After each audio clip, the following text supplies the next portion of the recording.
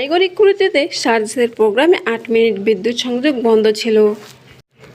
জাতীয় নাগরিক পার্টির উত্তরাঞ্চলের মুখ্য সংগঠক সার্জিস আলমের নেতৃত্বে অনুষ্ঠিত লং মার্চের সমাপনী পথসভায় ৮ মিনিটের জন্য বিদ্যুৎ বন্ধ ছিল বলে জানিয়েছেন নর্দার্ন ইলেকট্রনিক সাপ্লাই কোম্পানির নেক্সো।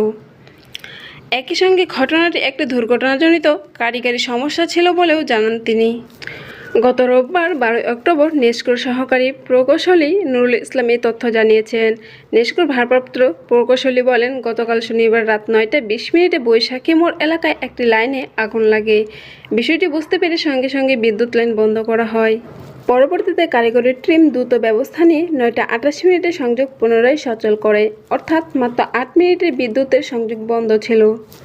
তিনি আরও বলেন, এনসিপির প্রোগ্রামের বিষয়ে আগে থেকে জানানো হয়নি। ঘটনাটি একটি দুর্ঘটনাজনিত কারিগরি সমস্যা বলেছিল বলে উল্লেখ করেন। এদিকে প্রোগ্রামে বিদ্যুৎ চলে যাওয়া এনসিপি অঞ্চলের মুখ্য সংগঠক সার্জিস আলম ক্ষিপ্ত হয়ে বলেছিলেন, এই রাজনৈতিক দেউলিয়াদের আমরা দেখে নেব, তাদের কলিজা কত বড় হয়েছে, কলিজা ছিঁড়ে রাস্তায় ফেলে রাখব। মুহূর্তের মধ্যে সেই বক্তব্য সামাজিক মাধ্যমে ভাইরাল হয়ে যায়। পরে অবশ্য সেটির ব্যাখ্যা দিয়েছেন সার্জিস আলম। তিনি বলেন, বিগত 1 মাসে পঞ্চগড় জেলায় এনসিপি 3টি প্রোগ্রাম আয়োজন করেছে।